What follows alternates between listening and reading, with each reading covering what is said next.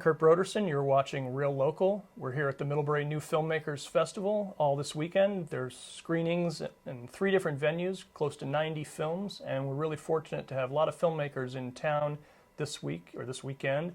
And with me right now is Anthony DiFranco, who is the writer, producer, and director of Dollar a Day Boys. It's a story of the Civilian Conservation Corps.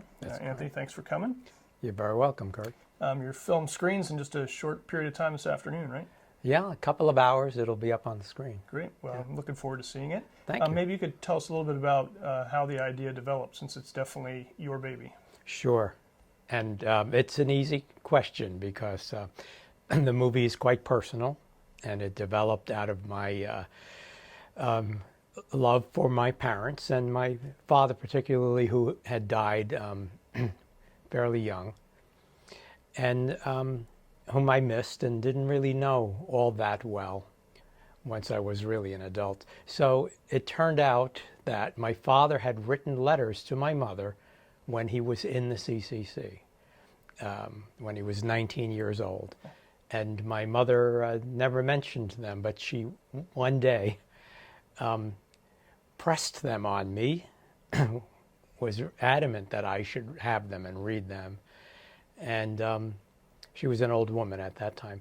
And I discovered this father that I didn't know much about, who had written beautiful, rich, detailed letters about his experience in the CCC. And I remember in my childhood, he always spoke with great affection of that time that he spent out west doing, manual labor.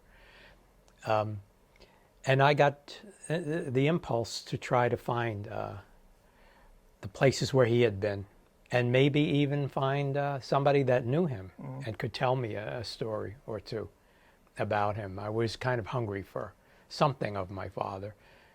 And that's where this movie began. I traveled. I went on a search for his camps in Idaho and in Northern California.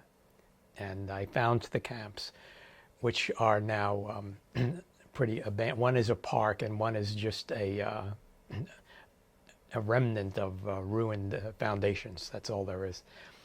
So I didn't find much, but I did find a lot of people who were very warm and open with me. I had brought along a Canon XL1, and I just began to film them and ask them questions and record their experiences. And each of those people that I met sort of pointed me toward other people. So soon I had a collection of interviews, and then I began to be more methodical and go to reunions in different parts of the country and record them. And finally, I knew that this should be a documentary. It took me a long time. It took me about 10 years to sit down finally and begin to create it. And that was after sort of making the decision that this is going to be a documentary, or was that from the very beginning of starting to look into it? I think in the beginning I wasn't sure what I would do with all this footage and these people, but after I got a little bit involved in filmmaking and I made some feature films, independent feature films, extremely low budget things, but I kind of learned how to do it. I thought, this is a documentary that somebody really has to do. Mm-hmm. There wasn't much about the CCC around, which is a little bit odd because there were so many people involved in it. There were over 3 million people in that program. So almost everybody has an uncle or a grandfather or somebody that was in the CCC. I learned that the more I explored, that wherever you go, there were remnants of the CCC. There were things that they had built that are still being used, and people who kind of were connected to it. So I thought this has to be a documentary. But where to do it, where to find the time. And finally, I work at a college, and I finally got a sabbatical to do this project. And I did it. And it came out, I think, pretty well. this is the movie that people are going to see in a couple of hours, but it's been seen in a bunch of different places. So you've been screening it for a little while? Yeah, in you know, small venues, libraries, schools, and things like that, and always get a nice bunch of people. Often they're older people, but not always, and they really like this because it takes them back to another era, which, even though it was a hard times period in our history, people have a great affection for. Even the people in the movie say over and over again that that was actually the best time of their lives, and it was the best thing that ever happened in this country, they say. They say it enough times that I think it must be true. Right, you hear it enough. You believe it. Yeah. How many people do you think you interviewed over the course of making it? Oh, I would say at least 36 people. Wow. And it got a little hard to find them. I mean, I know that there are people around. But the program ended in 1942. So the people who were the youngest people in the program at the time, some of those people are still around. The great majority have died.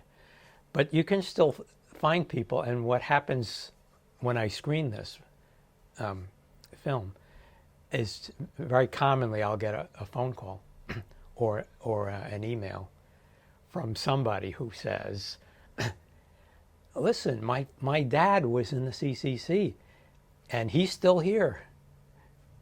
He's 99 or 96 or 97, but he's perfectly articulate, and he would like to, I'm sure he'd like to tell you his story. If you want to interview him, would you? And I say, yeah, sure. Tell me where you are, I'll come there. So since really kind of finishing the movie, it never really did get finished in that sense.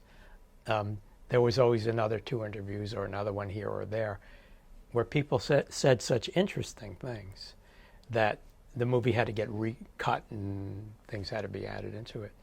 So in one sense, it's open-ended, but it can't be indefinitely open-ended because the men are getting pretty old now. But that's nice. That's, in a way, it's kind of a living documentary. I mean, you're not just, it's done and you move on to the next project. You know, I like the idea that it's the local community showings of it are bringing other people out to contribute their piece of the story.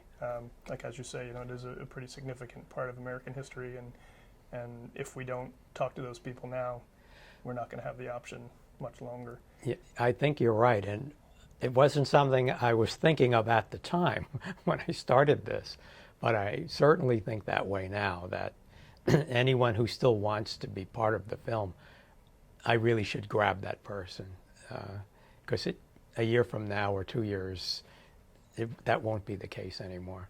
Well, maybe after the showing today, you'll have some more, you know, people getting in touch with you, because I know I went to college here, and one of the places we went camping, the lodge had been built by the CCC with some college student volunteers, you know, back in the mid-30s, late 30s, burned down, you know, sometime in the 50s or 60s, was rebuilt again by, you know, volunteer labor, and you know, it was all on the same, I think, foundation until it was eventually rebuilt a third time.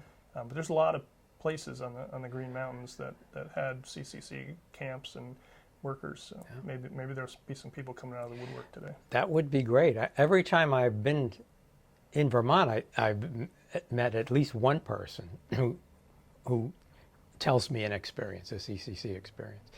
And Vermont, I'm pretty sure I have this right, Vermont had the highest concentration of CCC camps, concentration, not the greatest number, right, but because the state is the size it is.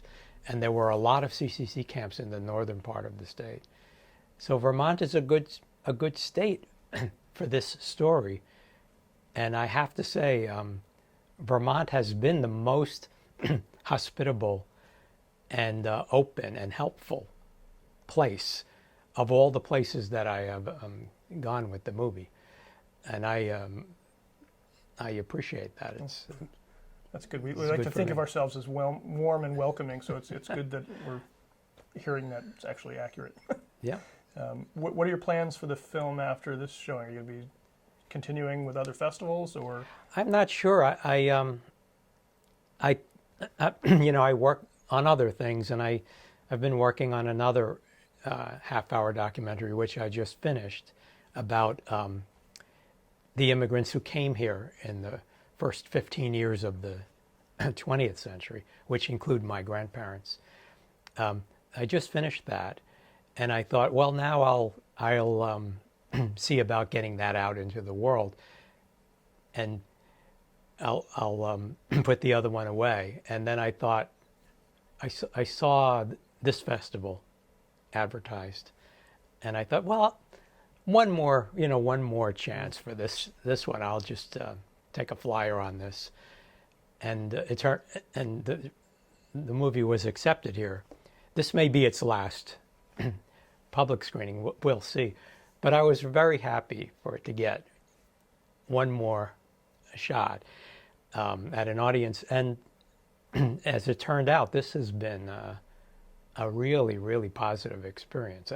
This festival is very well put together, very well run, and I've enjoyed being a spectator here. But I'm kind of flattered to be a part of it. We'll see. I hope a lot of people come to see the film. Yeah, I think there'll be good. There's an audience here, I think, for a film like this. So I'm looking forward to seeing it this afternoon. So thanks for bringing it to us and sharing it with our community. It's absolutely my pleasure. It's been great having you. Thanks. And Thank you very I'll see you much. at the screening. Okay. You take care. You too.